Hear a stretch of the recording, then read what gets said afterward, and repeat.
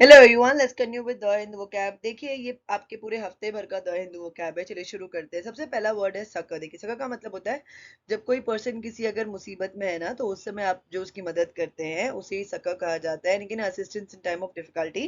तो इसका सिनोनिम क्या हो जाएगा? एड। एंटोनिम क्या हो जाएगा? हिंड्रेंस। आप इसे अपने सेंटेंस में यूज कर सकते हैं। Her organization gave succour and strength to those who had been emotionally damaged. The next one is pace. देखिए, पेस का मतलब होता है चलने, दौड़ने आदि या कुछ घटित होने की गति यानी कि स्पीड, उसे ही पेस कहा जाता है। तो इसका सिनोनिम क्या हो जाएगा? स्पीड। एंटोनिम क्या हो जाएगा? लेथार्जी। आप इसे अपने सेंटेंस में यूज कर सकते हैं। Interest rates would come down as a recovery gathered pace. The next one is slid. देखिए, स्लिड का मतलब होता है किसी चीज को ना बिना अटके सरकना या उसे सरकाना, उसे स्लिड कहा जाता है, यानी कि टू मूव और make something move smoothly along a surface. आप इसे अपने सेंटेंस में यूज कर सकते हैं। She slid a coin into the drawer. The next one is deflation. देखिए, डिफ्लेशन का मतलब होता है जब किसी प्रोडक्ट के वैल्यू में ना कमी आ जाती है ना, तो उसे डिफ्लेशन कहा जाता है। देखिए, एक डिफ्लेशन का मतलब होता है जब आप बलून में से ना हवा निकाल देते हैं ना, तो उसे भी डिफ्लेट ही कहते हैं। तो इसका सिनोनिम क्या हो जाएगा? Down turn. एंटोनिम क्या हो जाएगा? इन्फ्लेशन। आप इसे अपने सेंटेंस में यूज कर सकते हैं। There has been a deflation in property values. The next one is vital. Vital का मतलब होता है बहुत ज्यादा जरूरी, आवश्यक, महत्वपूर्ण, उसे ही वाइटल कहा जाता है। तो इसका सिनोनिम क्या हो जाएगा? एसेंशियल। एंटोनिम क्या हो जाएगा? इनसिग्निफिकेंट। आप इसे अपने सेंटेंस में यूज कर सकते हैं। It was said that the police concealed vital evidence. The next one is preceding. Preceding का मतलब होता है प्रीवियस, उसे प्रीसीडिंग कहा जाता है। तो इसका एंटोनिम क्या हो जाएगा? लेटर। आप इसे अपने सेंटेंस में यूज कर सकते हैं। Industrial orders had already fallen in the preceding months. The next one is beverage. Beverage का मतलब होता है कोई भी पेय पदार्थ यानी कि ड्रिंक, उसे बेवरेज कहा जाता है। आप इसे अपने सेंटेंस में यूज कर सकते हैं। Hot beverages include T, coffee and hot chocolate. The next one is accelerate. Accelerate का मतलब होता है गति का बढ़ना, किसी वस्तु, घटना आदि की गति को बढ़ाना, उसे एक्सेलरेट कहा जाता है, यानी कि टू गो फास्टर और to make something go faster और happen more quickly.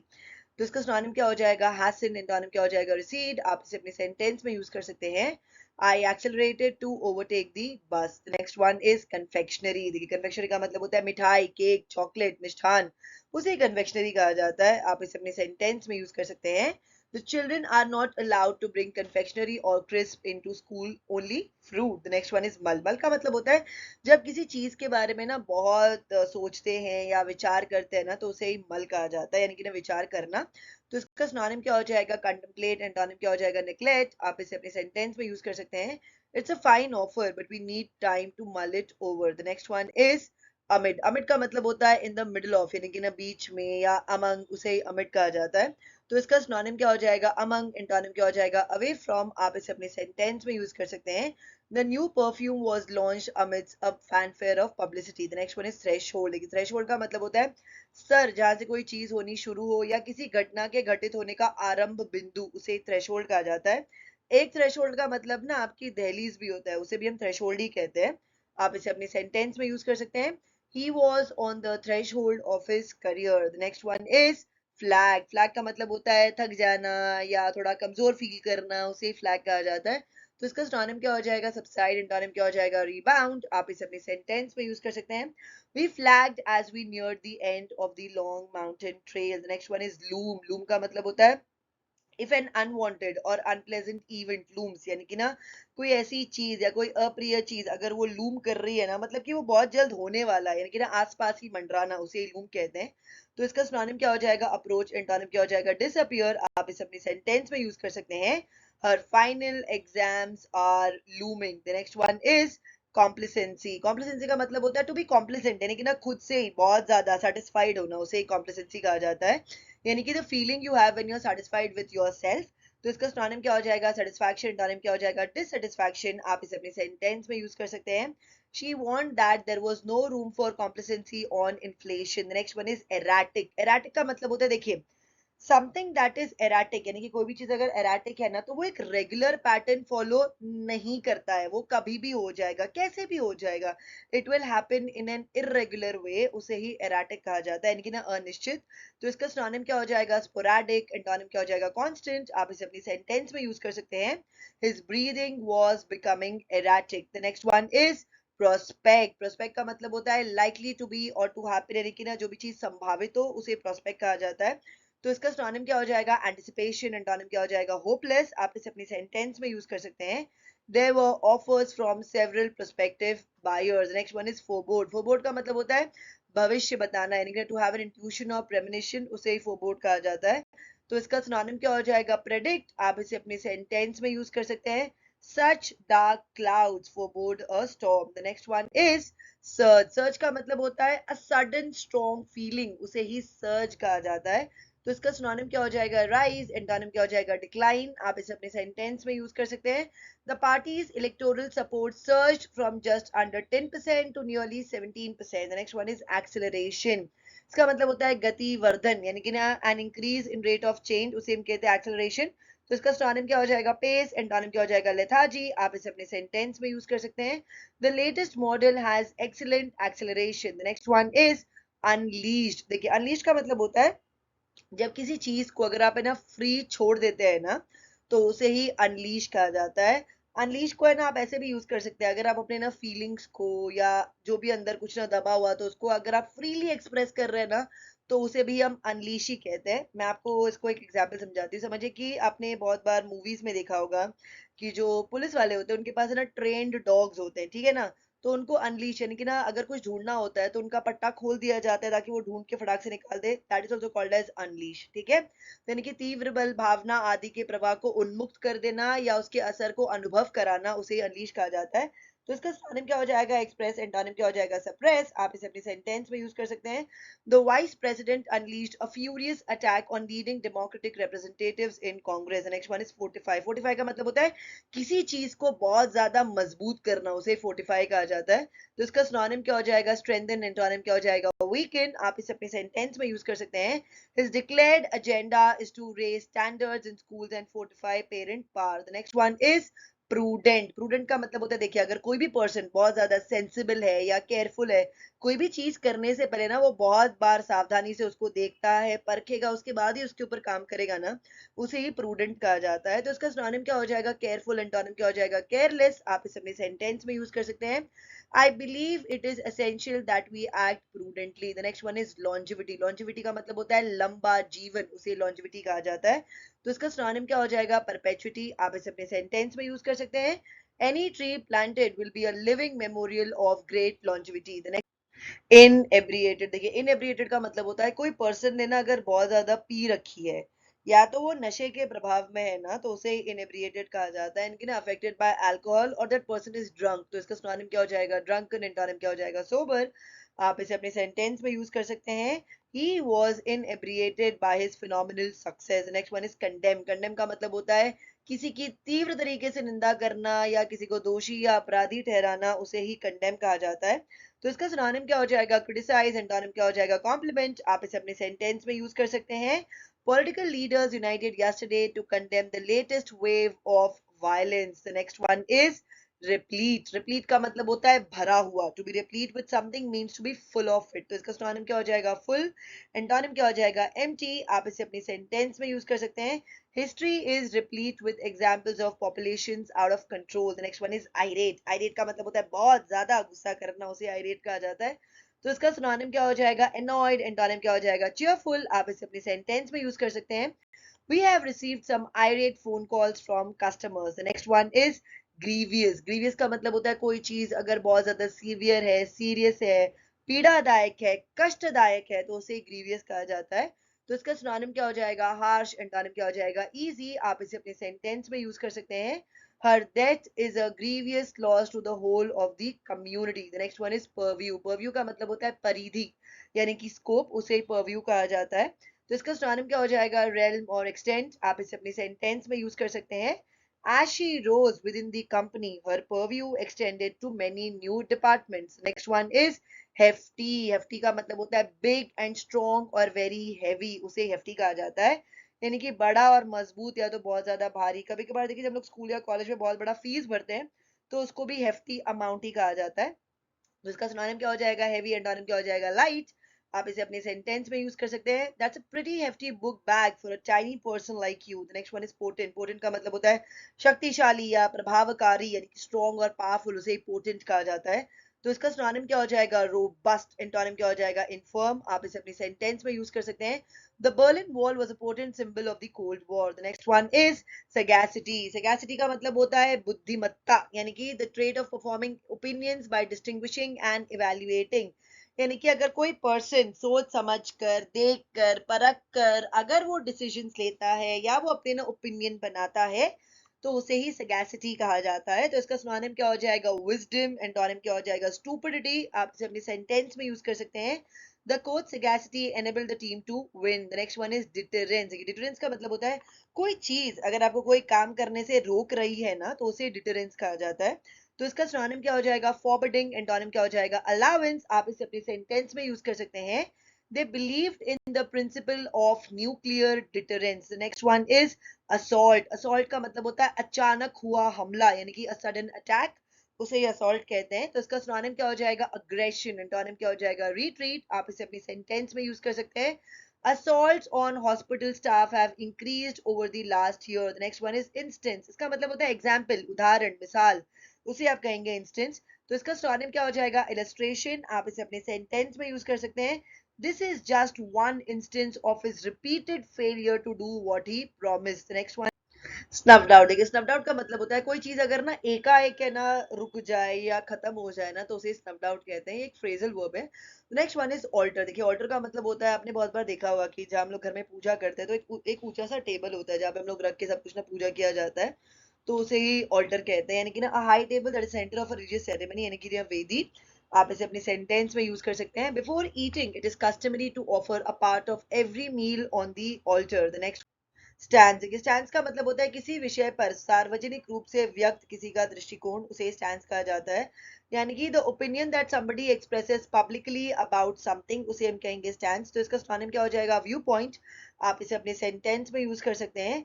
The doctor stands on the issue of abortion is well known. The next one is subdue. Subdue का मतलब होता है टू डिफीट somebody और something और bring somebody और something under control, यानी किसी को हराना या किसी को नियंत्रण में लाना, उसे ही सबड्यू कहा जाता है। तो इसका सिनोनिम क्या हो जाएगा? कॉन्कर। एंटोनिम क्या हो जाएगा? Let go. आप इसे अपनी सेंटेंस में यूज कर सकते हैं। He criticized the school for trying to subdue individual expression. The next one is slump. Slump का मतलब होता है अचानक से अगर किसी चीज में अगर भारी गिरावट आ जाए ना, तो उसे स्लम्प कहा जाता है। यानी कि to slump is to fall down और स्लाउच डाउन। तो इसका सिनोनिम क्या हो जाएगा? डिक्रीज। एंटोनिम क्या हो जाएगा? इंक्रीज। आप इसे अपनी सेंटेंस में यूज कर सकते हैं। The value of property has slumped. The next one is momentum. Momentum का मतलब होता है वृद्धि या विकास की गतिशीलता या निरंतरता, उसे ही मोमेंटम कहा जाता है। तो इसका सिनोनिम क्या हो जाएगा? प्रोपल्शन। एंटोनिम क्या हो जाएगा? वीकनेस। आप इसे अपनी सेंटेंस में यूज कर सकते हैं। This campaign is really gaining momentum. The next one is akin. Akin का मतलब होता है किसी के जैसा, सिमिलर, उसे अकिन कहा जाता है। तो इसका सिनोनिम क्या हो जाएगा? सिमिलर। एंटोनिम क्या हो जाएगा? डिसिमिलर। आप इसे अपनी सेंटेंस में यूज कर सकते हैं। They speak a language akin to French. The next one is lingering. Lingering का मतलब होता है किसी जगह देर तक रुके रहना या कोई काम देर तक करते रहना, उसे लिंगरिंग कहा जाता है। यानी कि टू स्टे समवेयर और do something for longer than usual. तो इसका सिनोनिम क्या हो जाएगा? लास्टिंग। एंटोनिम क्या हो जाएगा? वेनिंग। आप इसे अपने सेंटेंस में यूज कर सकते हैं। She says she stopped seeing him, but I still have lingering doubts. The next one is enunciated. देखिए enunciated का मतलब होता है जब अपने किसी आइडिया को या विचार को ना बहुत क्लियरली एक्सप्रेस करते हैं ना, तो उसे enunciate कहा जाता है। तो इसका सिनोनिम क्या हो जाएगा? पब्लिश। एंटोनिम क्या हो जाएगा? कंसील। आप इसे अपनी सेंटेंस में यूज कर सकते हैं। In the speech the leader enunciated his party's proposal for tax reform. The next one is prospect. prospect का मतलब होता है कुछ घटित होने की संभावना, यानी कि the possibility that something will happen, उसे प्रोस्पेक्ट कहा जाता है। तो इसका सिनोनिम क्या हो जाएगा? लाइक्लीहुड। एंटोनिम क्या हो जाएगा? रियलिटी। आप इसे अपनी सेंटेंस में यूज कर सकते हैं। There seems little prospect of an end to the dispute. The next one is replicate. Replicate का मतलब होता है किसी वस्तु की प्रतिकृति या हूबहू नकल करना या बनाना, उसे रेप्लिकेट कहा जाता है। यानी कि टू कॉपी समथिंग एग्जैक्टली। तो इसका सिनोनिम क्या हो जाएगा? डुप्लीकेट। एंटोनिम क्या हो जाएगा? क्रिएट। आप इसे अपनी सेंटेंस में यूज कर सकते हैं। Researchers tried many times to replicate the original experiment. Next one is bleak. Bleak का मतलब होता है देखिए अगर कोई सिचुएशन ब्लीक है ना, तो मतलब कि आप उससे कोई उम्मीद नहीं लगा सकते हैं, उसे ही ब्लीक कहा जाता है। यानी कि if a situation is bleak there is little or no hope for the future। तो इसका सिनोनिम क्या हो जाएगा? dreary। एंटोनिम क्या हो जाएगा? cheerful। आप इसे अपनी सेंटेंस में यूज कर सकते हैं। The economic outlook is bleak। The next सका, देखिए सका का मतलब होता है कोई पर्सन अगर किसी परेशानी में है ना तो उस समय आप जो उसकी मदद करते हैं ना तो उसे ही सका कहा जाता है। ये एडवांस वर्ड है हेल्प का, तो अगली बार आप हेल्प की जगह पे ना सका यूज करिएगा। तो इसका सिनोनिम क्या हो जाएगा? रिलीफ। एंटोनिम क्या हो जाएगा? हर्ट। आप इसे अपनी सेंटेंस में यूज कर सकते हैं। They give succour to the victims of war. The next one is ebbing. देखिए एबिंग का मतलब होता है अगर किसी की फीलिंग या किसी का सपोर्ट इफ इट एब्स ना, तो मतलब कि वो धीरे धीरे ना वीक होते जा रहा है और खत्म भी हो जाएगा वो एक दिन, उसे ही एबिंग कहा जाता है। यानी कि भावना आदि प्रबलता कम हो जाना, उसे हम कहते हैं एबिंग। तो इसका सिनोनिम क्या हो जाएगा? डिक्लाइनिंग। एंटोनिम क्या हो जाएगा? ग्रोइंग। आप इसे अपनी सेंटेंस में यूज कर सकते हैं। Their popular support is ebbing away. The next one is proclaim. Proclaim का मतलब होता है किसी बात की औपचारिक या सार्वजनिक रूप से घोषणा करना, उसे ही प्रोक्लेम कहा जाता है। यानी कि people proclaim something they formally make it known to the public. तो इसका सिनोनिम क्या हो जाएगा? अफर्म। एंटोनिम क्या हो जाएगा? डिनाई। आप इसे अपने सेंटेंस में यूज कर सकते हैं। He has sent me to proclaim liberty to the captives. The next one is plummet. Plummet का मतलब होता है to fall suddenly and quickly from a high level or position, यानी कि ना ऊंचे स्तर या पद से अचानक और तेजी से गिरना, उसे ही plummet कहा जाता है। तो इसका सिनोनिम क्या हो जाएगा? कोलैप्स। एंटोनिम क्या हो जाएगा? असेंट। आप इसे अपने सेंटेंस में यूज कर सकते हैं। She plummeted to the ground. The next one is concede. Concede का मतलब होता है किसी सच्चाई को न चाहते हुए भी मान लेना, उसे ही concede कहा जाता है। तो इसका सिनोनिम क्या हो जाएगा? एक्सेप्ट। एंटोनिम क्या हो जाएगा? डिनाई। आप इसे अपनी सेंटेंस में यूज कर सकते हैं। He kept on arguing and wouldn't concede defeat. The next one is respite. Respite का मतलब होता है कोई चीज से जब आप हल्का सा ब्रेक लेते हैं ना तो उसे ही रेस्पाइट कहा जाता है। समझिए कि अगर आप अपने एग्जाम के लिए पढ़ रहे हैं, आप अगर एक वॉक के लिए निकल गए, अपने फ्रेंड से फोन पे बात करने लग गए, वो आपके लिए ब्रेक हो गया, तो उसे रेस्पाइट कहा जाता है। तो इसका सिनोनिम क्या हो जाएगा? ब्रेक। आप इसे अपने सेंटेंस में यूज कर सकते हैं। We work for hours without respite. The next one forecast. Forecast का मतलब होता है किस चीज की भविष्यवाणी करना, उसे फोकास्ट कहते हैं। तो इसका सिनोनिम क्या हो जाएगा? प्रोग्नोसिस। आप इसे अपनी सेंटेंस में यूज कर सकते हैं। The weather forecast said it was going to rain later today. The next one is turmoil. Turmoil का मतलब होता है शोरगुल या खलबली की स्थिति, उसे टर्मोइल कहते हैं। तो इसका सिनोनिम क्या हो जाएगा? अनरेस्ट। एंटोनिम क्या हो जाएगा? पीस। आप इसे अपनी सेंटेंस में यूज कर सकते हैं। The whole region is in turmoil. The next one is slack. Slack का मतलब होता है ढीला यानी कि लूज, उसे स्लैक कहा जाता है। तो इसका सिनोनिम क्या हो जाएगा? फ्लैसिड। एंटोनिम क्या हो जाएगा? Not tight. आप इसे अपनी सेंटेंस में यूज कर सकते हैं। These tent ropes are too slack. They need tightening. The next one is exhortation. Exhortation का मतलब होता है an exhortation is a loud or enthusiastic urging. उसे exhortation कहा जाता है, यानी कि ना आग्रह। तो इसका सिनोनिम क्या हो जाएगा? suggestion। आप इसे अपनी सेंटेंस में यूज कर सकते हैं। The book is essentially an exhortation to religious tolerance. The next one is caution. Caution का मतलब होता है सावधानी, यानी कि ना great care because of possible danger, उसे हम कहते हैं caution। तो इसका सिनोनिम क्या हो जाएगा? careful। एंटोनिम क्या हो जाएगा? careless। आप इसे अपने सेंटेंस में यूज कर सकते हैं। Statistics should be treated with caution. The next one is zeal. Zeal का मतलब होता है बहुत ज्यादा एनर्जेटिक होना या एंथुजियास्टिक होना, उसे जील कहते हैं। तो इसका सिनोनिम क्या हो जाएगा? पैशन। एंटोनिम क्या हो जाएगा? एपैथी। आप इसे अपनी सेंटेंस में यूज कर सकते हैं। Zeal without knowledge is a runaway horse. Next opponent. देखिए ओपोनेंट का मतलब होता है आपका विरोधी, आपका शत्रु, आपका कंपेटिटर, उसे ओपोनेंट कहा जाता है। यानी कि person who disagrees with somebody's actions, plans or beliefs and tries to stop or change them, उसे हम कहते हैं opponent। आप इसे अपने सेंटेंस में यूज कर सकते हैं। He socked his opponent on the jaw. The next one is regime। देखिए regime का मतलब होता है कोई ऐसा गवर्नमेंट या कोई ऐसा व्यवस्था जिसे निष्पक्ष रूप से निर्वाचित नहीं किया गया है, उसे रेजिम कहा जाता है। यानी कि मेथड और system of government specially one that has not been elected in a fair way. तो इसका सिनोनिम क्या हो जाएगा? अथॉरिटी। आप इसे अपनी सेंटेंस में यूज कर सकते हैं।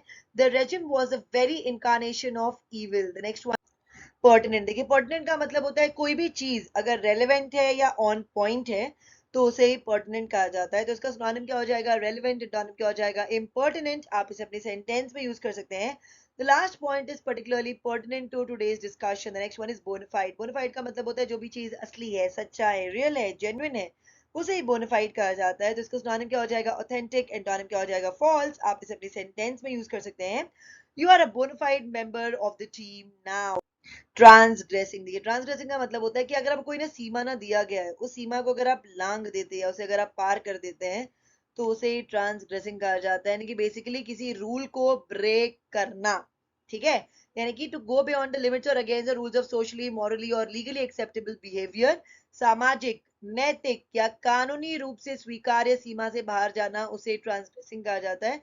तो इसका सिनोनिम क्या हो जाएगा? मिसबिहेव। एंटोनिम क्या हो जाएगा? ओबे। आप इसे अपने सेंटेंस में यूज कर सकते हैं।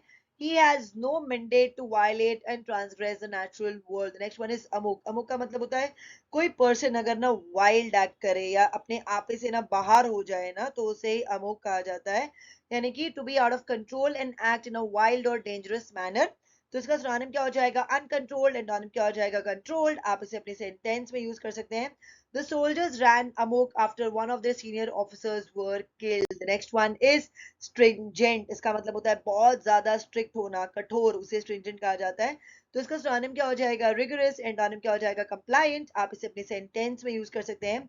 stringent safety regulations were introduced after the accident. The next one is adversary. adversary का मतलब होता है आपका शत्रु, आपका opponent, विरोधी पक्ष, उसे ही adversary कहा जाता है। तो इसका सिनोनिम क्या हो जाएगा? ओपोनेंट। एंटोनिम क्या हो जाएगा? सपोर्टर। आप इसे अपने सेंटेंस में यूज कर सकते हैं। He saw her as his main adversary within the company. The next implicate. देखिए इम्प्लीकेट का मतलब होता है कि दिखाना कि कोई पर्सन ना किसी चीज में इन्वॉल्व है, स्पेशली किसी क्राइम में, उसे इम्प्लीकेट कहा जाता है। तो इसका सिनोनिम क्या हो जाएगा? अक्यूज। एंटोनिम क्या हो जाएगा? एक्सक्लूड। आप इसे अपने सेंटेंस में यूज कर सकते हैं। Have they any evidence to implicate him in the robbery. The next one is summon. Summon का मतलब ही होता है बुलाना, मीटिंग बुलवाना या किसी को बुला भेजना, उसे समन कहा जाता है, यानी कि to order someone to come to और be present at a particular place और to officially arrange a meeting of people. तो इसका सिनोनिम क्या हो जाएगा? कन्वीन। एंटोनिम क्या हो जाएगा? कैंसिल। आप इसे अपने सेंटेंस में यूज कर सकते हैं। We were summon to the headmaster's office. Next witch hunt. देखिए विच हंट का मतलब होता है समाज हित की दृष्टि से संदिग्ध व्यक्तियों के विरुद्ध अभियान, उसे ही विच हंट कहते हैं, यानी कि witch hunt is an attempt to find and punish a particular group of people who are being blamed for something, often simply because of their opinion and not because they have done actually anything wrong, उसे हम कहते हैं witch hunt। आप इसे अपनी sentence में use कर सकते हैं। He accused a party of conducting witch hunt against former members। The next one is money laundering। देखिए इसका मतलब होता है काले धन को वैध बनाना, उसे मनी लॉन्ड्रिंग कहा जाता है, यानी कि the crime of moving money that has been obtained illegally through banks and other businesses to make it seem as if the money has been obtained legally। Probe. देखिए प्रोब का मतलब होता है सवाल जवाब करना किसी से, ताकि आप उससे कोई ना इन्फॉर्मेशन निकाल सके, उसे ही प्रोब कहते हैं। तो इसका सिनोनिम क्या हो जाएगा? इन्वेस्टिगेशन। आप इसे अपने सेंटेंस में यूज कर सकते हैं। They will probe deeply into the matter. The next one is trail. Trail का मतलब होता है पीछे छूटे निशान, संकेत या गंध जिनके सहारे किसी का पीछा किया जा सके, उसे ट्रेल कहा जाता है। तो इसका सिनोनिम क्या हो जाएगा? फॉलो। एंटोनिम क्या हो जाएगा? लीड। आप इसे अपनी सेंटेंस में यूज कर सकते हैं। He left a trail of muddy footprints behind him। The next one is two to tango। देखिए ये क्या ना कहावत है, यानी कि ना इडियम है, यानी कि एक हाथ से ताली नहीं बजती है। अगर कहीं पर भी कुछ हो रहा है, झगड़ा हो रहा है, तो किसी एक व्यक्ति का वहां पे कोई भी दोष नहीं होगा, उसे ही टू टू टैंगो कहते हैं। यानी कि if you say it takes two और it takes two to tango, you mean that a situation or an argument involves always two people and they are both therefore responsible for it, उसे two to tango कहते हैं। आप इसे अपने sentence में use कर सकते हैं। it takes two to tango and so far our relationship has been one sided। the next one is inclusive। inclusive का मतलब होता है, देखिए अगर कोई प्राइस इंक्लूसिव है ना, तो मतलब कि उसमें सब कुछ इंक्लूडेड है, उसे इंक्लूसिव कहा जाता है, लेकिन टैक्सेस के साथ होगा वो। तो इसका सिनोनिम क्या हो जाएगा? All together. एंटोनिम क्या हो जाएगा? एक्सक्लूसिव। आप इसे अपने सेंटेंस में यूज कर सकते हैं। The rent is inclusive of water and heating. Gloss. देखिए ग्लॉस का मतलब होता है the property of being smooth and shiny, यानी कि सतह को चिकना और चमकदार बनाने वाला पदार्थ, उसे ग्लॉस कहा जाता है। तो इसका सिनोनिम क्या हो जाएगा? पॉलिश। एंटोनिम क्या हो जाएगा? रफ। आप इसे अपने सेंटेंस में यूज कर सकते हैं। Her hair has a lovely gloss. Next one is locked horns. देखिए लॉक्ड हॉर्न्स का मतलब होता है, ये एक फ्रेज है, if two people lock horns ना, मतलब कि उन लोग किस चीज के बारे में ना आर्ग्यू कर रहे हैं, उसे कहा जाता है लॉक्ड हॉर्न्स। आप इसे अपने सेंटेंस में यूज कर सकते हैं। During his 6 years in office, he often locked horns with lawmakers। The next one is stint। stint का मतलब होता है किसी काम को करने में लगी निश्चित अवधि, उसे stint कहा जाता है, यानी कि a fixed period of time that you spend doing something। आप इसे अपनी सेंटेंस में यूज कर सकते हैं। He has just finished a stint of compulsory military service। The next one is apparent। apparent का मतलब होता है वास्तविक जैसा, यानी कि that seems to be real or true but may not be, उसे apparent कहा जाता है। तो इसका सिनोनिम क्या हो जाएगा? presumed। एंटोनिम क्या हो जाएगा? hidden। आप इसे अपने सेंटेंस में यूज कर सकते हैं। her happiness was apparent to everyone। the next one arbiter. देखिए आर्बिटर का मतलब होता है कोई ऐसा पर्सन जो ना जजमेंट देता है। देखिए किस चीज में जजमेंट देगा? अगर दो जनों के बीच में अगर ना आर्ग्यूमेंट हो गया हो, झगड़ा हो गया हो, तो उसको सॉल्व भी करेगा और बताएगा आगे कि ना क्या करना है, उसे आर्बिटर कहा जाता है, कि ना मध्यस्थ। आप इसे अपने सेंटेंस में यूज कर सकते हैं। The critic was considered to be an arbiter of modern literature। The next one is reconcile। reconcile का मतलब होता है झगड़ा होने के बाद जो पुनः मेल मिलाप होता है ना, उसे reconcile कहा जाता है। तो इसका सिनोनिम क्या हो जाएगा? pacify। एंटोनिम क्या हो जाएगा? agitate। आप इसे अपने सेंटेंस में यूज कर सकते हैं। They were finally reconciled with each other after not speaking for nearly 5 years. Affable, देखिए एफेबल का मतलब होता है कोई पर्सन अगर बहुत ज्यादा फ्रेंडली है, मिलनसार है, सुशील है, तो उसे एफेबल कहा जाता है। तो इसका सिनोनिम क्या हो जाएगा? एमिएबल। एंटोनिम क्या हो जाएगा? डिसएग्रीएबल। आप इसे अपनी सेंटेंस में यूज कर सकते हैं। He struck me as an affable sort of a man. The next one is fillip. Fillip का मतलब होता है किसी चीज को ना एनकरेज करना, बूस्ट करना, प्रमोट करना, उसे फिलिप कहा जाता है। तो इसका सिनोनिम क्या हो जाएगा? स्टिमुलेट। एंटोनिम क्या हो जाएगा? डैम्प। आप इसे अपनी सेंटेंस में यूज कर सकते हैं। The news gave the stock market a big fillip. The next one is quintessential। देखिए इसका मतलब होता है कोई चीज अगर किसी चीज का परफेक्ट एग्जाम्पल होना तो उसे क्विंटेसेंशियल कहा जाता है, यानी कि सर्वोत्कृष्ट। तो इसका सिनोनिम क्या हो जाएगा? अल्टीमेट। आप इसे अपनी सेंटेंस में यूज कर सकते हैं। He was the quintessential tough guy. The next one is fierce. Fierce का मतलब होता है वेरी स्ट्रॉन्ग और वायलेंट, यानी कि बहुत कड़ा, जबरदस्त, उग्र, प्रचंड, उसे फियर्स कहा जाता है। तो इसका सिनोनिम क्या हो जाएगा? रेजिंग। एंटोनिम क्या हो जाएगा? काम। आप इसे अपनी सेंटेंस में यूज कर सकते हैं। Two men were shot during fierce fighting last weekend. Odds, देखिए ऑड्स का मतलब होता है किसी घटना के घटित होने की संभावना, उसे ही ऑड्स कहा जाता है, यानी कि the odds are the chances that something will happen. तो इसका सिनोनिम क्या हो जाएगा? लाइक्लीहुड। आप इसे अपनी सेंटेंस में यूज कर सकते हैं। What are the odds of finding a parking space right outside the door? The next one is steadfast. देखिए स्टेडफास्ट का मतलब होता है कोई पर्सन अगर बहुत ज्यादा लॉयल है या फेथफुल है ना, तो उसे स्टेडफास्ट कहा जाता है। तो इसका सिनोनिम क्या हो जाएगा? लॉयल। एंटोनिम क्या हो जाएगा? डिसलॉयल। आप इसे अपनी सेंटेंस में यूज कर सकते हैं। The group remained steadfast in its support for the new system, even when it was criticized in the newspapers. Momentum, momentum का मतलब होता है किसी की गति को अधिकाधिक बढ़ाने वाली शक्ति, उसे मोमेंटम कहा जाता है। तो इसका सिनोनिम क्या हो जाएगा? प्रोपल्शन। एंटोनिम क्या हो जाएगा? लेथार्जी। आप इसे अपनी सेंटेंस में यूज कर सकते हैं। Once you push it it keeps going under its own momentum. The next one is communal. Communal का मतलब होता है involving different groups of people in a community, यानी कि सांप्रदायिक, उसे कम्युनल कहा जाता है। आप इसे अपनी सेंटेंस में यूज कर सकते हैं। Communal riots have once again broken out between the two ethnic groups. Next one is earthy. देखिए अर्दी का मतलब होता है ये ना ऐसे पर्सन होंगे जो ना बहुत ओपन या डायरेक्ट होंगे, मतलब ये ना हर चीज के बारे में बात करेंगे, और ये उन चीजों के बारे में बात करते हैं जो बाकी लोग अवॉइड करते हैं बात करने को, या उन्हें शर्म आती है बात करने के लिए, तो उसे अर्दी कहा जाता है। Next one is escalation. Escalation का मतलब होता है तेजी, इंक्रीज और ग्रोथ, उसे एस्केलेशन कहा जाता है। तो इसका सिनोनिम क्या हो जाएगा? इंक्रीज। एंटोनिम क्या हो जाएगा? डिक्रीज। आप इसे अपनी सेंटेंस में यूज कर सकते हैं। Escalation in the cost of library materials has continued to outstrip budgets. Next one is regime. Regime का मतलब होता है कोई ऐसी व्यवस्था या कोई ऐसा गवर्नमेंट जो कि निष्पक्ष रूप से निर्वाचित नहीं है, उसे रेजिम कहा जाता है। तो इसका सिनोनिम क्या हो जाएगा? रीन। आप इसे अपने सेंटेंस में यूज कर सकते हैं। The regime tried to silence dissent with a programme of mass murder. The next one is confrontation. Confrontation का मतलब होता है फाइट और एन आर्ग्यूमेंट, यानी कि संघर्ष या विवाद, उसे कन्फ्रंटेशन कहा जाता है। तो इसका सिनोनिम क्या हो जाएगा? शोडाउन। एंटोनिम क्या हो जाएगा? अग्रीमेंट। आप इसे अपनी सेंटेंस में यूज कर सकते हैं। There were violent confrontations between police and demonstrators. The next one is fulmination. देखिए fulmination का मतलब होता है ये एक बहुत ही वायलेंट तरीका है आपका गुस्सा एक्सप्रेस करने का या क्रिटिसिज्म एक्सप्रेस करने का, उसे fulmination कहते हैं। एग्जाम्पल देखिए, अगर आपने कोई प्रोजेक्ट बनाया अपना, ठीक है, बन गया है, पूरा तैयार हो चुका है, कोई आके, कोई बच्चा या आपका छोटा भाई बहन आके उसको अगर खराब कर दे, बर्बाद कर दे, चाय गिरा दे, कॉफी गिरा दे, दूध गिरा दे, उसमें सब खराब हो जाएगा, तो उसके बाद आप क्या करेंगे? उसके बाद आप जो करेंगे उसे फल्मिनेशन कहा जाएगा। तो इसका सिनोनिम क्या हो जाएगा? डाइट्राइब। एंटोनिम क्या हो जाएगा? कॉम्प्लीमेंट। आप इसे अपने सेंटेंस में यूज कर सकते हैं। Stewart doesn't deserve such outraged fulmination. The next one is penchant. Penchant का मतलब होता है किसी चीज के प्रति आपकी रुचि, उसे पेंचैंट कहा जाता है। तो इसका सिनोनिम क्या हो जाएगा? प्रेडिलेक्शन। एंटोनिम क्या हो जाएगा? हेट्रेड। आप इसे अपने सेंटेंस में यूज कर सकते हैं।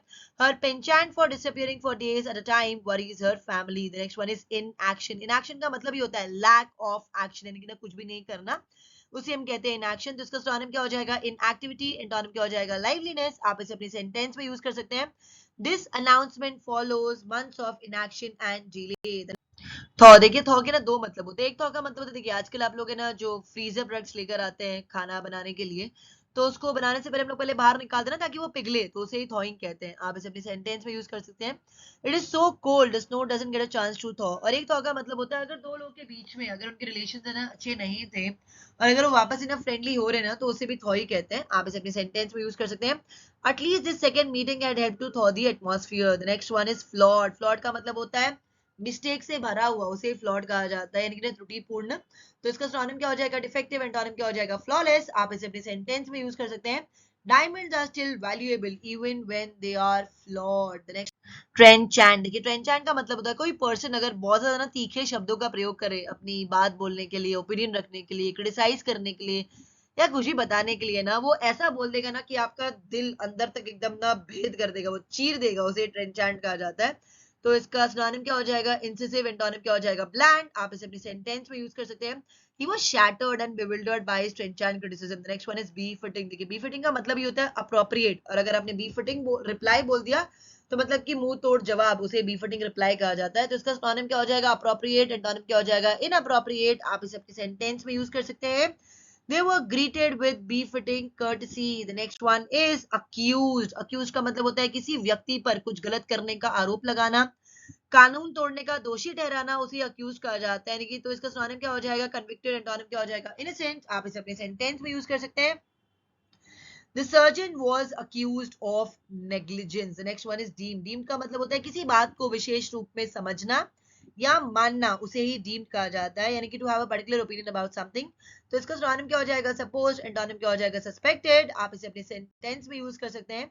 The story was deemed too controversial and so they spiked it. The next one, stint. देखिए स्टिंट का मतलब होता है टेन्योर, यानी कि ना कोई काम करने में लगी निश्चित अवधि, उसे स्टिंट कहते हैं। आप इसे अपने सेंटेंस में यूज कर सकते हैं। He has just finished a stint of compulsory military service. The next one is moot. Moot का मतलब होता है तर्क वितर्क के लिए मत देना, उसे मूट कहा जाता है। तो इसका सिनोनिम क्या हो जाएगा, डिबेटेबल, एंटोनिम क्या हो जाएगा, डिसाइडेड। आप इसे अपने सेंटेंस में यूज कर सकते हैं। He argued that the issue had become moot since the board had changed its policy. The next one is pursue. देखिए परस्यू का मतलब होता है कुछ पाने की कोशिश करना या किसी काम में लगे रहना बहुत समय तक, उसे परस्यू कहा जाता है। तो इसका सिनोनिम क्या हो जाएगा, सीक, एंटोनिम क्या हो जाएगा, इग्नोर। आप इसे अपनी सेंटेंस में यूज कर सकते हैं। The Hunter spent hours pursuing there pray. The next one is accord. Accord का मतलब होता है अग्रीमेंट, स्पेशली बिटवीन कंट्रीज, उसे अकॉर्ड कहा जाता है। तो इसका सिनोनिम क्या हो जाएगा, अग्रीमेंट, एंटोनिम क्या हो जाएगा, डिसएग्रीमेंट। आप इसे अपनी सेंटेंस में यूज कर सकते हैं। The project is completely in accord with government policy. The next one is frosty. देखिए फ्रॉस्टी का मतलब होता है जनरली अगर बाहर बहुत अगर ठंडी हो तो उसे फ्रॉस्टी कहा जाता है, लेकिन एकदम कटकटाने वाला ठंडी।